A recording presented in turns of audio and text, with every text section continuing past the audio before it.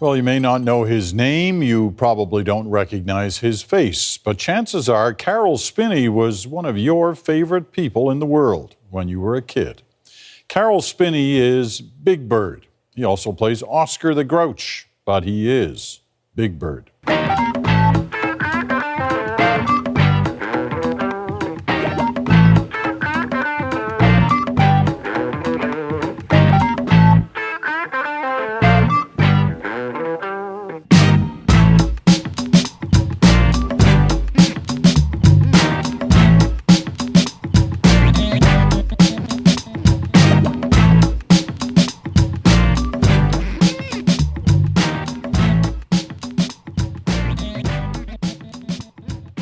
Hello and welcome to episode 3 of the Mark and Me podcast.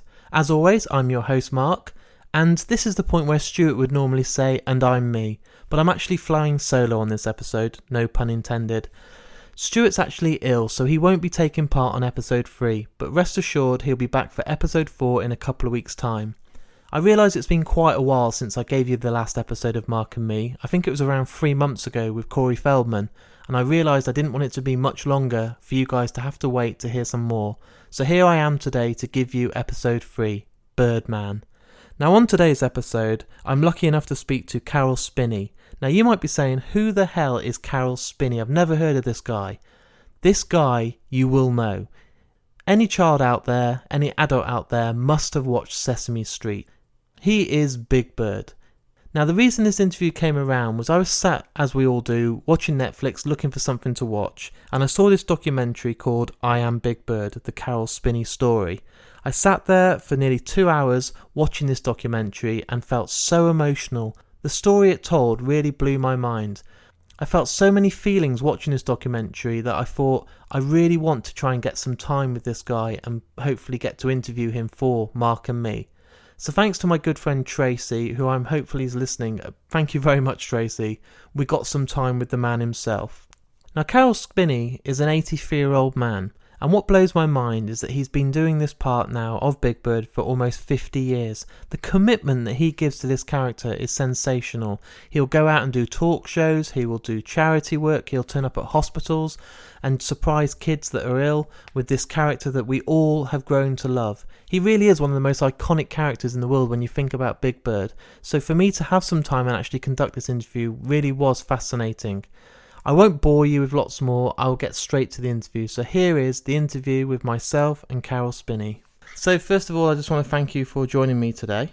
Oh, fine. I've recently watched your film. I was absolutely blown away by it. The amount of heart and soul in that film is absolutely magnificent. How was it to watch that back?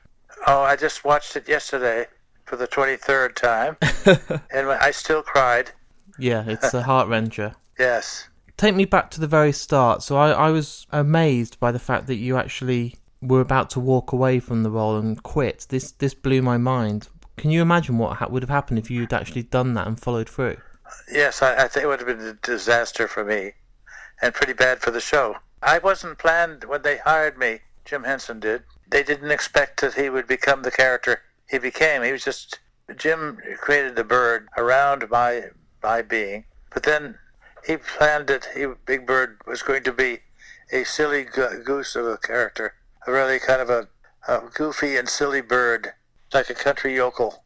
I decided that it would be better use to have him be a child who happens to be a bird and live a little boy's life, except he didn't have any mommy or daddy. So when I suggest that in the middle of a show, they jumped at the idea. They said, "This seems like a good idea." And later on, they claimed it was their idea. But that didn't last. And I'm just being the character. I think I play him out of some of my own self-belief. I mean, when I watched the documentary, obviously the character that you play is very isolated. He's quite a solo character. And does that go back to your childhood? Well, I guess it was, because I didn't have any real true friends very much, in that they would often be my enemy and be bullying me, because I was rather vulnerable. So I didn't have a very pleasant time in school. They wouldn't choose me for any of the teams, which I thought was a good thing, because I could never catch a ball or throw one very well. it's quite a sad story, really. In a strange way, now that you've had this global fame and you've become one of the most iconic TV characters of all time, that must be quite a up yours to all those people that used to bully you. I often wonder what they think. I used to say, someday they'll be sorry, because I had no doubt that I'd create a character that would make me famous. I'm not really famous because the character is much more famous than I. But you are a huge part of that, and I don't believe there's anyone else in the world you could put in that suit that could do the job that you did. I frankly think it wouldn't be the same. Yes, that's true. And that's a huge compliment to yourself. I was making notes while watching this documentary, and I don't think that there's ever been a puppet that can show emotion and come across that you relate to and have feelings for like Big Bird. Yes, I think so. Jim Henson was such a busy, creative man. He wasn't really aware of what Big Bird had become. I remember when we did the full-length feature, Follow That Bird, I thought some of the songs were lovely, and I learned them, and I sang them for him when he came to Canada, where we made the film. And I said, here's the songs I've learned, and which will be featured in the film. And he said, oh, but that's not Big Bird's voice. Doesn't sound goofy. I said, well, he's not goofy anymore. He hasn't been for years. He says, really? How come you changed it? I said, I think it's much more useful this way. And he is. He was allowed to be a person, because he's a very complex character, whereas all the other puppets are either like cookies or think they're super strength, and they're not, like Super Grover. He was always crash lands. He doesn't know how to really fly very well, like a super character. And then Big Bird's kind of a very real, basically a big human with feathers. Yes, I've often felt that the way he got used was that he was more human than the humans, because the humans were all kind of more formal grown-ups without that much character, sort of strange characters. And I think that it worked out pretty well. I still play them. 47 years I've played Big Bird, and I still play him. I've had some physical setbacks, like I got a concussion last February, which interfered with my walking. It's ruined my balance. So I loop the voices, so the characters just move the beaks with the words in mind. Yeah. And then I add the sound of Big Bird and Oscar the Grouch to the film, the video. So Follow That Bird is a film I recently watched, and I remember it as well as when I was growing up, and I used to love that film. And as a kid, you'd watch a film again and again and again. You'd have loads of free time, and it was one of my favourites. That wasn't the way it was when I was a child, though. I only saw the movie when it came out, and there was no repeats of it. So I got to see it only once, and wishing I could see them again and again. I would have watched Pinocchio over and over. I loved the character. In fact, he was a little boy. He turned into a real live boy, which was a delightful idea. How was it going from this TV show to a movie? I mean, obviously when you did the China film as well, it's very different to go around the world and do a film in different filming locations. How was it for you? Oh, it was very nice. It was a lot of hard work. The producer he was the director, and I guess I had a little problem with him. He really wasn't as happy as he could have been, in that he didn't get the fame since he created the show. Without him, Sesame Street probably wouldn't have turned out to be the show it is. And he passed on already, but it was difficult for him because of he really wanted to be deeply involved. In the movie in China, when I had to rehearse the song with the little girl, we couldn't speak any English, and so the director insisted on singing doing the song with her. I said, but I'm going to be the one who sings it with her. I'd not even get a chance to rehearse with her. Well, I'm rehearsing with her. Yeah, but you're not playing him. So it all worked out very well. Was that quite difficult then on set? Was there a few times you disagreed on stuff, and was it quite frustrating? Well, it was just that he never commented on whether I did a good job or not. So it was sort of I kind of worked solo without help of him very much. Was that what it was like working with Jim as well, knowing that he was so busy? No, Jim was most kindly, and if I was doing something wrong, he would never say no. It would, when you open the mouth of the character, moment you hear a little bell. Because I always had trouble getting into a song, but he wouldn't know because he helped me in the nicest way, and he was never ever jealous with anybody. He managed to be the most wonderful and creative genius I've ever known, and he was always constantly lovely to be with. Can you remember the very first time you met Jim? Because that must be something that must be amazing. Yes, I first met him in 1962. He met me then again in 1969 when we started the movie. No, it started the television show. So he didn't create it. A lot of people think it was Jim's show. It wasn't, although the Muppets, which John Stone insisted had to be the puppets for the show. And you know you know a lot about the way the Muppets present themselves. They're wonderful. I had a chance to play the character with the heart of the character. I think that was something different than the others were able to present of themselves.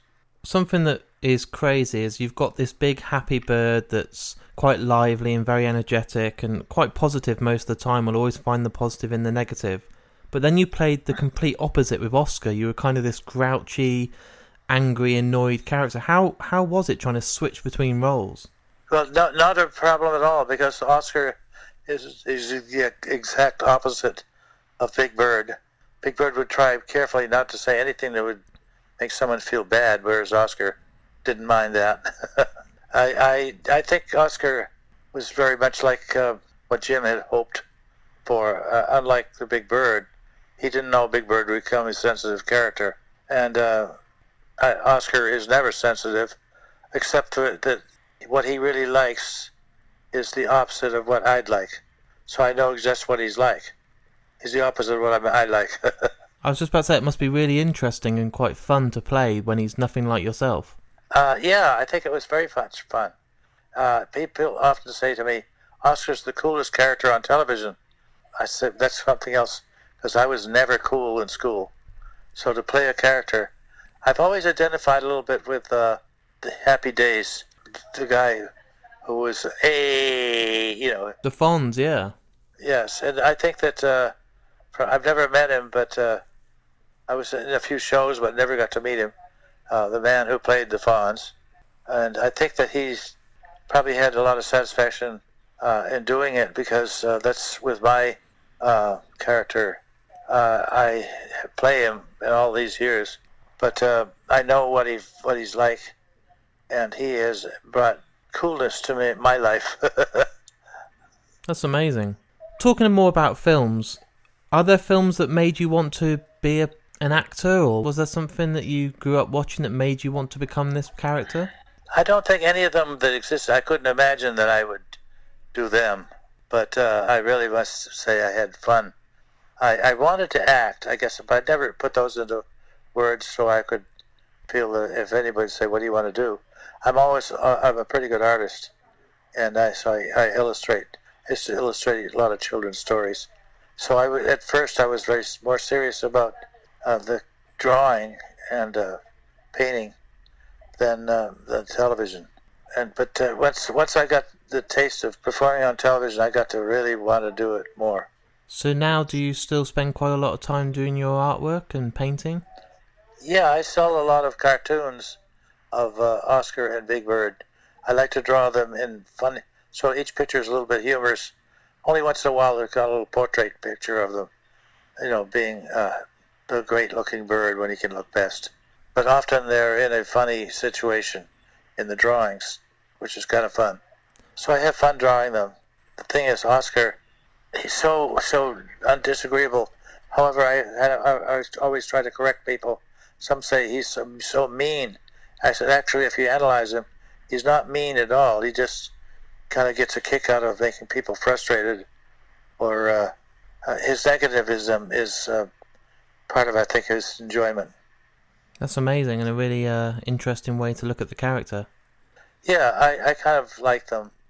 And Oscar, I remember being one show, Telly was wanted to be a Grouch-Coutier, and the problem was that Oscar gives out membership as to the Grouch-Coutiers very, very, very little. In this one story, Telly wanted to be a Grouch-Coutier, and he says, "Can I join the Grouch-Coutiers?" "Well, you can be him for one day, you not forever. He said, "But first you have to do certain chores for me." And so Oscar sent him out on doing all kinds of chores. Finally, at the end of the day, he says, "Oscar, do I have to keep doing any more?" No, you don't have to. You've done it all, and now you're a Grouch-Coutier. Here's your hat, which is a dustbin lid. I say that to convert it to rather the English way of saying wastebasket or trash can. Trash can, yeah. He says, "But give me the hat back now, because I said you're just a grouch for a day, but the day is over. So give me this all back." And the script called for him to say, "Oh, Oscar, you tricked me again," that kind of thing. But instead, the puppeteer played it like, "Oh, you said I'd be a Grouch-Coutier, and now I'm not." And he starts crying like a little boy. No, they said, "That's a wrap, that's a cut of the end of the day." And he said, "You can go home now." And so I said, wait a minute. We have to do this shot again, because that makes Oscar seem very cruel.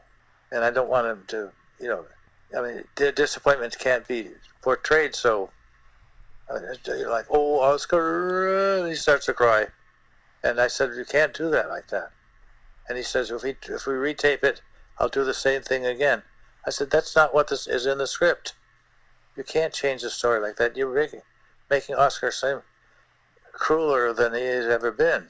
I went into the control room and spoke to the producer, and I said, "I don't like the way it ended.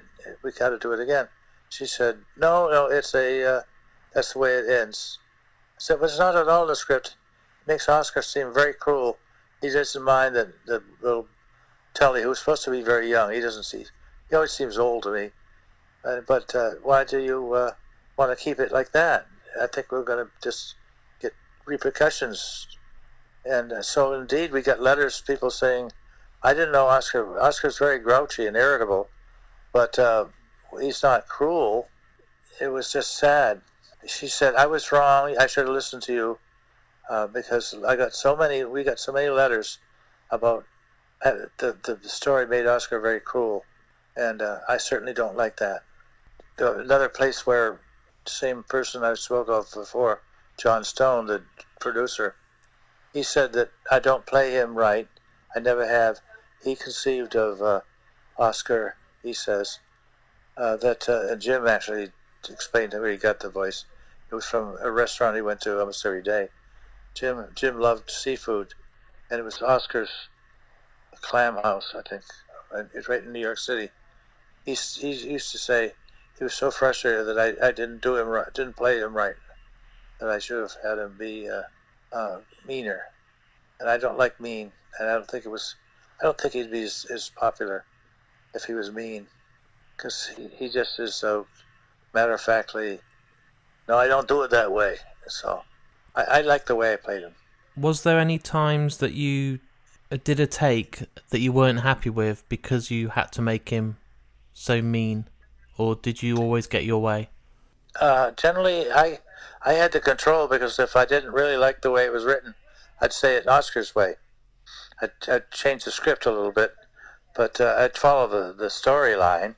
But so therefore, I had the ultimate control, and I could, but I can't control it if some other actor does something, like have him playing, like crying like a little boy. So I think that I won overall. Good on you. Oh, thank you. You seem very positive about your time on Sesame Street, and obviously getting to play these two massive iconic characters. Was there ever a time that you wanted to call it a day and walk away? No, I can't imagine walking away from Big Bird. That's why I've never looked for a better paying job. I don't think they'd last. No. The fact that it's almost 50 years, I have a contract that will take me to 50 years of portraying those characters. and I think that any other direction would have ruined it. I don't think you could do a normal day job. I couldn't imagine you getting any satisfaction from working in another role. I think you were born to play this part, and that's it. Yes. You are Big Bird. I think so. I think you're right. But I worked in 2 different factories before I made it. My father was not interested in me going to art school. He said artists always starve to death. And I said, and I opened up a magazine. I said, you think this is a beautiful photo of the product? It was a Milky Way. And he says, it's a photo. I said, no, it's a drawing. He really, look how delicious the chewy nougat is in it, and also the caramel that's kind of dripping. I said, there has to be people who do those. They just take pictures. That's what he knows. At that time, almost all product, it's called product illustration. And even car paint draw photos, they were idealized a great deal in advertising. And of course, that would be my thing. I'd like to illustrate cars all my life. I loved cars. I had only one exotic car in my life, and when I sold that and rumbled out of the yard, I said, I just committed the worst mistake of my life. It was a 1956 Thunderbird. Beautiful engine. I used to open the hood. How many times you open a hood to show off your engine? You don't, because you can't even see the engine anymore. Or they're covered with plastic pieces, and you hardly see. But the little 56 T-Bird, it had a tire on the back and portholes in the windows for side windows. And it was just the most exotic car. It was white and had fender skirts, so it looked so exotic. Only 2-passenger, electric windows. It was wonderful. So, but I was talking to selling it so I could buy the Volkswagen Beetle from him. And I shouldn't have listened to him, because the Beetle was nothing but trouble. You were talking then about your dad, and when you were growing up, him saying, don't get involved in the arts, it's not going to pay the way. It must have been amazing years down the line when you were one of the biggest well-known characters on TV. He must be so proud. Yes, he was very proud of me, and it was pretty nice. And I've found a wonderful area of peace with him. He had a bad childhood. He was kind of treated pretty rough and mean by his father, and I was too. But I decided that when I grew up, there'll be no temper tantrums from me. I've learned, if I felt myself getting really angry, I rather than get frustrated by it, I said, I'm going for a little walk. See you. It'll be a different thing when I come back. I will not display this. His anger was awesome. I remember one time somebody used up his shampoo. He was very protective of his money, and he only bought a 10-cent bottle of shampoo. This is back in the 40s, and so my mother wouldn't use.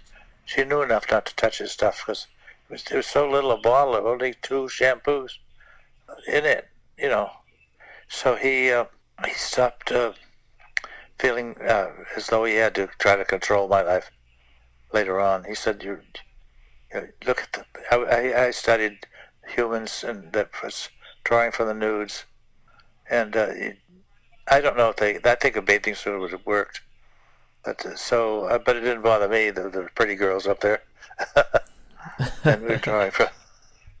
But it wasn't anything sexy about it. No. Because a nude person, unless they're trying to be coy, and then it's not very sexy. I discovered, because the day that in my art class that we were going to have a nude model, the guy, you could just feel the tension in the room, only from the males. Although the girls in the class were like, "Oh, we'll make a big deal about it," but the guys were all excited. And as soon as she finally took off her robe, and we had to buckle down and draw her in 5 minutes. We had to learn how to make people look like they're not stiffly drawn, but we had work to do. And the art teacher would come around and look over our shoulders. And he'd say, the neck isn't straight up and down. The head leans forward. And it does. That's one of the lessons of drawing humans in action. Their head is kind of jutting forward. Or you picture your head comes straight up off your body. Yeah. But it doesn't. That's a good point. Yeah. Well, that's how, there's so much to learn. And my work, I was the best kid in high school, but they wouldn't let me draw in the yearbook. They said, well, you've been drawing all through these years in the monthly publications. So we're going to draw the other. I said, well, okay. I was disappointed they wouldn't let me draw for the annual big book for the seniors. So I didn't even get along very happily with the kids in the school. Even though I gave the best show, I didn't even get an award because the teacher said, the head principal said, for instance, on that amateur show, he said, how long is the puppet show going to be? Well, my mother has written and built the puppets' costumes, and she was born in England. She was born in Bolton, England in 1902 and had a terrible childhood because she had to leave there when she was 8 and go to Canada with her aunt and uncle, and never saw her mother and father again. And she was an unpaid scullery maid in Canada, and lived in a log cabin with a dirt floor, and almost froze to death. And so she had but in England, when they went back to before she had to leave, she was living about 3 years in Cornwall, which is so beautiful. And I've never been there, but she was awful. It was awful. But she knew she was going to be going to Canada, never be in England again. She cried all the way in the train, all the way up to Manchester. That's sad. Yeah, it was my mother. She had, unfortunately, her aunt had just had one child, a spoiled brat boy. And I remember for one of his birthdays, they gave him a jackknife, a very sharp jackknife. She says, oh, I think that's going to cause me a lot of problems. Sure enough, he whittled spears all the time, and out of tall, skinny, fast-growing little trees. And he'd cut them down with his knife, and they were only like an inch thick, and then whittled a point to it. And one day she was out playing with her. She had a beautiful doll given to her by a wealthy lady, and he just smashed it to the floor. Same day she got it, because he didn't get anything like that. So he was just a littler kid, but he was nasty. He says, move or I'm going to throw the spear. And she says, don't throw that at me. You could hurt me. I don't care, he says. And he starts throwing it. She's playing with her doll. She will not leave alone. Don't go there. If she moved to another place, I'm going to throw the spear there. No matter where she went, you're going to throw the spear. And finally, he said, I told you I was going to throw it. And he threw it. And it went right through her cheek and stuck in her tongue. So guess who got punished? Her aunt, Margaret Fagan, her name was. And it's so funny because she being English, some English don't care for the Irish. I found out through her aunt, and so my mother was taught all these things. How the Irish are so terrible, and she said, "Well, he told you to move, so it's your fault. You go up to your room. No dinner for you." She didn't even help her with the wound, right through. So she had a huge dent in her cheek, all the rest of her life. What a nasty kid! And I remember when he had a child, he used to beat them with the garden hose, including the brass pointy thing at the end. That was the guy she had to grow up with. It's like a brother, some brother. There's some nasty people in this world. Yes, there are. One of them is my own brother. The oldest boy had cerebral palsy because of the doctor, so he only lived to be 38.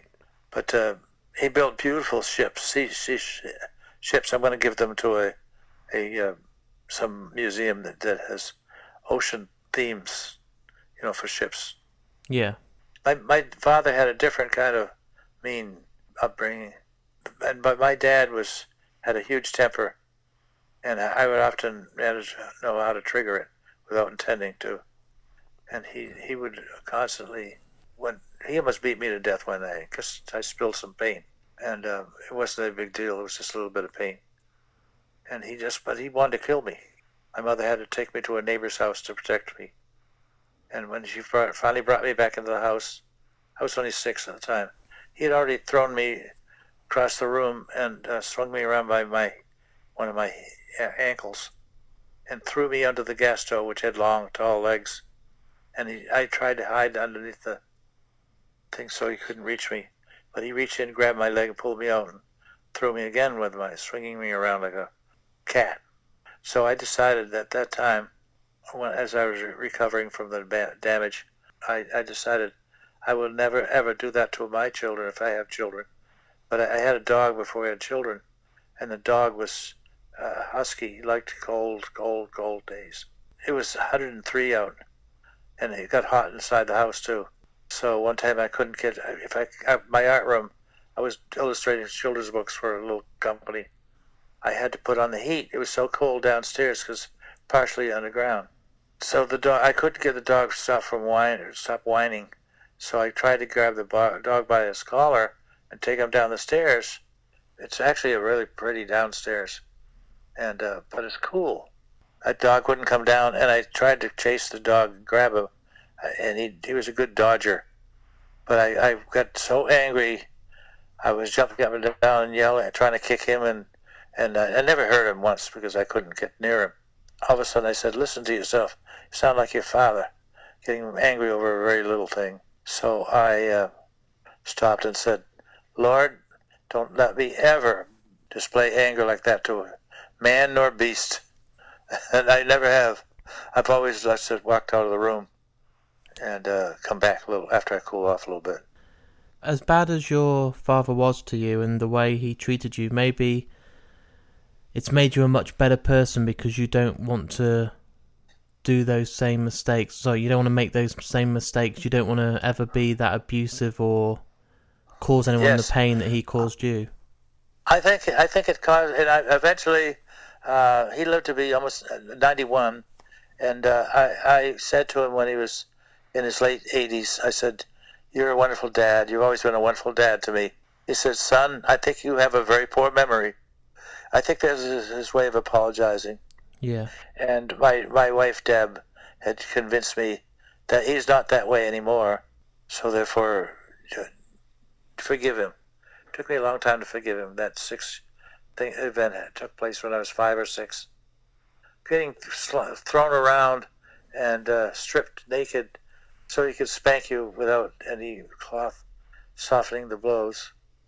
It was a hard childhood at times, and what was frustrating was that at times he would be such a sweet, loving dad, and then all of a sudden the same day might be I'm getting cuffed in the head because he's got angry. It's nice to know that before he passed, you kind of buried the hatchet and got to kind of accept his apology, even though it was a funny way of saying sorry. Yes, it was, because I think eventually he thought I was a pretty nice son. At times they had a little hard time. He worked in a factory his whole life. They needed a little money, so I started giving them money every month until they finally said, "You don't have to give me any money anymore." He had invested carefully. He only had factory money, and he made as little as 60 cents an hour in the early days of. So it was hard, but I think he turned out to be a lovely man. Hey, he was the father of Big Bird. He must be very proud. Yes, it was kind of funny. Sometimes he would go to. We'd drive over on a Wednesday and put my mom and dad in the car, and then take them to the supermarket where they could shop for the week. And I gave him a whole stack of colorful postcards of Big Bird, and he would be walking around in the store. If he see somebody with children riding in the food carriage, or down in New Zealand they call them trundlers. My father would say, and here he was in his late 80s, and he's saying, I'm the daddy of Big Bird.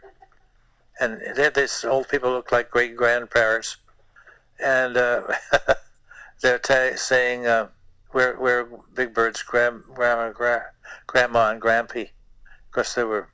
No, I think they would even say that they were mom and dad. We're Big Bird's mother and father, and the little kid wouldn't know what the heck they were talking about, because here's these old people saying, and they didn't look like any parents to a bird. So, but he ended up being very happy that I had gotten such a job. Just before you go, I just want to finish. So, looking back on your kind of life as Big Bird, what's the biggest lesson you've learned from being that character and basically letting it become you? I remember one time I had a big motorcycle, and I took a ride up into Maine, which is a beautiful, different state than Massachusetts. And it was kind of very funky and old-fashioned. And so I remember I was coming down the stairs of a little wooden factory, the place that was called LL Beans. They sold wonderful boots and things for farmers. I come down the stairs, I'm wearing a helmet and a black faceplate to protect my face. And I was wearing I was all dressed in denim. But I think I had boots on. I think the little girl took one look at me and she screamed and run away, and it was, I frightened her. And I thought that was kind of ironic, since I had become very famous as Big Bird. And I said, if she knew who I was, she'd be confused, but probably wouldn't be so frightened. But I had to accept the fact that I did not appear as Big Bird, and he was so beloved. Children want to hug him. He's covered with real feathers. He has 6,000 feathers on his body. Wow. And so he's quite a beautiful thing, even though he's funny looking. People identify he's an easy to accept character. I've been asked by journalists, doesn't it frustrate you that Big Bird is very famous and nobody knows you at all? I said, no, I think overall that's more of an advantage than a disadvantage, because I think you don't really want to be famous all the time. And you can choose when to put the outfit on or when to take it off. Yes, or I'll have to say that if somebody says, what do you do for a living? Well, I play a bird. Hello. They say, you're big. They say, I have the joy of having people say, I'm meeting Big Bird, the real one, and I can't even believe this. So that was kind of fun. So I want you to talk to me as Big Bird a bit more, because it's just amazing to listen. Sir, I think do you know how old I'll be at my next birthday? I'll be 6. Well, how old are you now? I'm 6. I have this bird years, you realize. That doesn't make much sense. I know, I don't care. And I love Halloween. On Halloween, I'm going to be our favorite chef. It's a restaurant we go to every week. And he half the time, for instance, I have some of my favorite dishes. They charge only $10 for it, and because he's just a good friend, and not that I couldn't afford thing, but and my wife pays full price. Big Bird gets discount. Yeah, because it's all the same money. I really appreciate your time, and I hear you have to go now, so I just wanted to say thank you very much, and it's fascinating talking to you. Well, I really enjoyed your questions are very good. I'm glad I got to talk about the sensitive side of Big Bird, too. Thank you so much. I enjoyed talking with you. Goodbye, Mark. Bye-bye. Anything to say, Oscar? Yeah. Have a rotten day. Take care. Bye-bye. So there it is. There's the interview with the man himself. A very, very honest interview with lots of great stories. I really was beaming and smiling most of the way through that interview, but at times it pulled on my heartstrings. I really felt a lot of different emotions, just like when I watched the documentary. Now, as I said earlier, the whole reason this came around was for me watching this documentary, so I do ask you all to spend some time, go on Netflix, go on Amazon and buy it, go wherever you can and get this I Am Big Bird documentary, because it's absolutely fantastic. I don't think anyone out there couldn't enjoy such a well-made documentary. I also want to thank the man himself, Caroll Spinney, for taking the time to talk to me. It's an absolute pleasure to conduct interviews that are so positive, and it didn't even feel like any sort of work at all. I also want to thank you all for taking the time to listen to this podcast, and also all the love and support you've given me for the last couple of episodes. It sounds a bit like I'm quitting. This isn't an end speech. I just want to say thank you, because the response I've got for the first couple of episodes of Mark and Me with Kevin Smith and Corey Feldman has been phenomenal. I never thought I would get those sort of numbers and those sorts of response on Twitter and Facebook, so thank you very, very much for taking the time to listen. I've been really busy over Christmas making sure I've got lots of guests to speak to, and the next episode really will blow most of your minds. I still don't believe at this moment it really happened, but the guest I'm going to speak to really is, well, I'm not going to spoil it, it's just wow. So please stick around for that in a couple of weeks' time. I suppose I should give you a bit of a clue.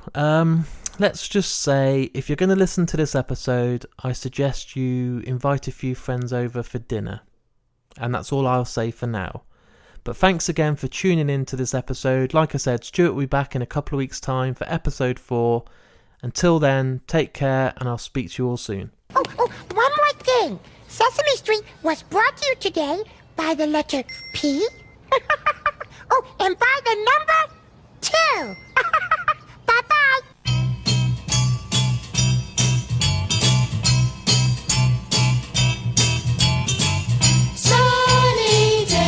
Sleeping the clouds away, on my way to where the air is sweet.